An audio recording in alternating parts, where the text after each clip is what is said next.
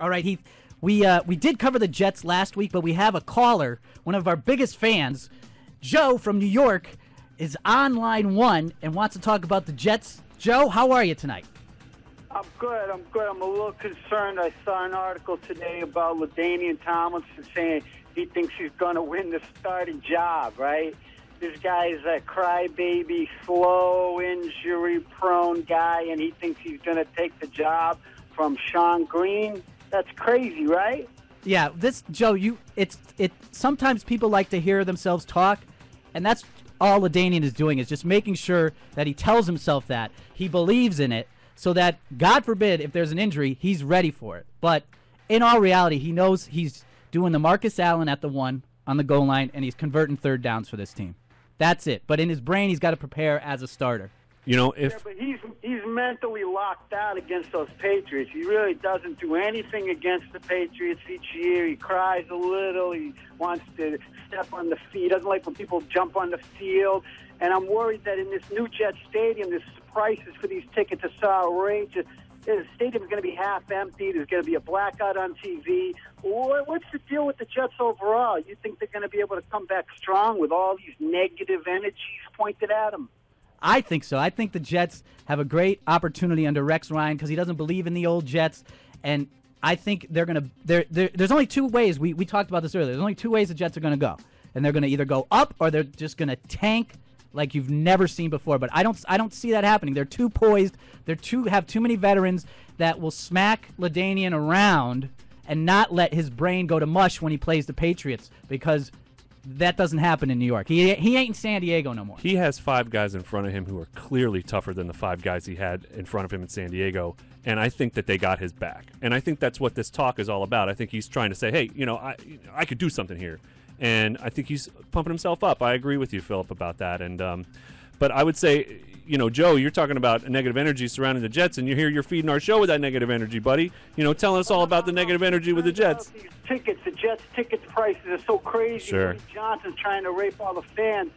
You think they're going to be able to sell the tickets and get the game so they're not blacked out? I believe so, Joe. We're gonna go to break in a second, but Joe, give us your record you think the Jets are going to finish with today, this year.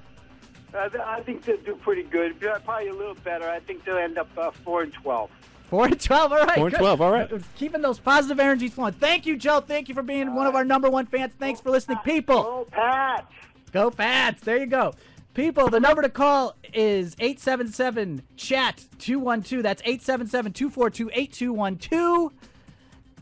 Do you want to squeeze in one more team before the break? Let's do it. All right. The Oakland Raiders, Justin Fargas is gone off the team, which was kind of killing the value of Michael Bush and Darren McFadden on one hand, because Fargas is a good guy. Now he's visited some teams. He's visited Cleveland. He's visited Philly and also the Saints, right, back in March.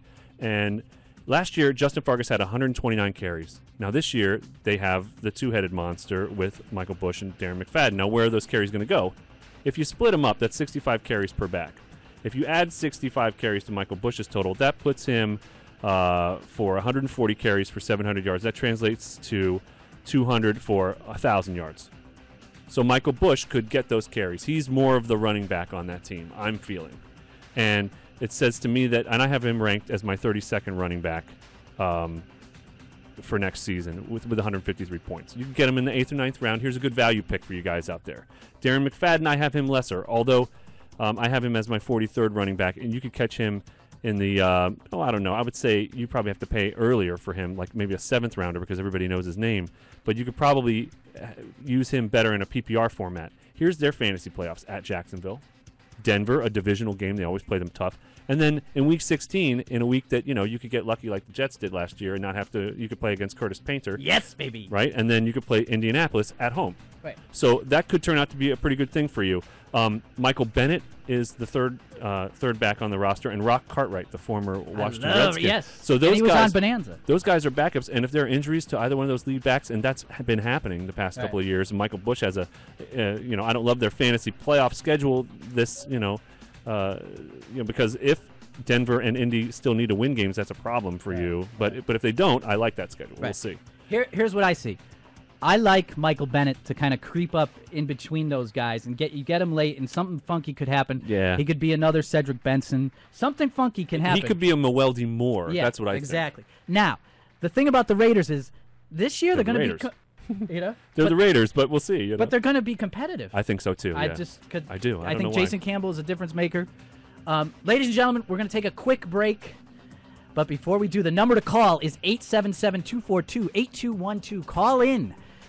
Go to Facebook, 32 Teams. Go to 32teams.blogspot.com. Become a member on our Facebook page. Join the blog. Download the podcast. Become a fan of this show so you can win your league. Ladies and gentlemen, we'll take a quick break, and we will be right back with 32 Teams, the real fantasy football show.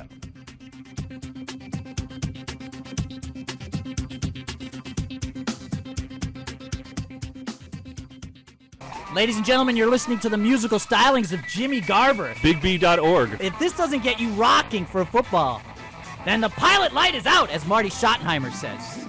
Ladies and gentlemen, you are on 32 Teams, the real fantasy football show. Call us at 877-CHAT-212. We have another caller on the line. We want to talk to Frankie. Is he still on line 44? Frankie, are you there? Yes. How are you tonight, sir? Frank's one of our number one fans, loyal listener of the show, podcasts it, downloads it. Frankie, what's the team you want to discuss? Well, I know you guys covered this last week, and I apologize because I did miss it. But I just want to check in on my pass. Is it going to be all pass, no run again, Heath, or are we going to be, just running back by committee? Well, the biggest thing that we were talking about last week was that Fred Taylor or Sammy Morris we need to see what they're going to look like in camp. That's going to give you your answer, I think. Right. Because you know it and I know it. Lawrence Maroney is not your answer. They will say he's the answer, right? But he's not. I sometimes wish, though, they would give that guy 5 games, 20 carries a game, and see what the guy could do. They use him, and then they sit him, and then they use him, and they sit him. Well, his name isn't Ben Jarvis Green Ellis, right? Because by the time they get to him, they don't have anybody else, so they have to give him the rock for 20 carries a game. Right. So, I mean, because I think that they're afraid if they give Lawrence Maroney 20 carries a game, he'll fumble 2 or 3 of them. Yeah. You know, I mean, that's really their concern. So, You think he might get cut this year? No, I don't think so. He's their best option in terms of, his age, his contract, the decisions that are made not for football reasons. He's good for them right now. Here's what I Price say. is right. Here's what I say. And this is Google for this is anytime I drop a name, Google it because I love names. Belichick's from the Parcells tree. He loves Kevin Falk. He loves loyal guys. He does. Tony Galbraith for the Giants was a third down killer. He loves Kevin Falk so much that he would rather have him in the game than Lawrence Maroney. Second tier, Sammy Morris. He loves veterans. Even though Lawrence Maroney is his best option, he relies on veterans way too much. And for fantasy, it's very frustrating because the younger guy doesn't always come in. Yeah. Right. Last thing I just want to add real quick.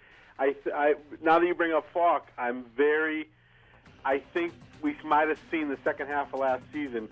He may be finally coming to a halt. I think those days of him, pass catching and converting big third downs, he looked like he slowed a little bit at the end of last year. I hope so because he kills the Jets. I think you're going to see, when we do the wide receiver show, we're going to talk about some new weapons for Tom Brady. And I think you're going to see a new look offense out of them that's going to incorporate these running backs in a different way, I think. All right. Thanks, guys. All right.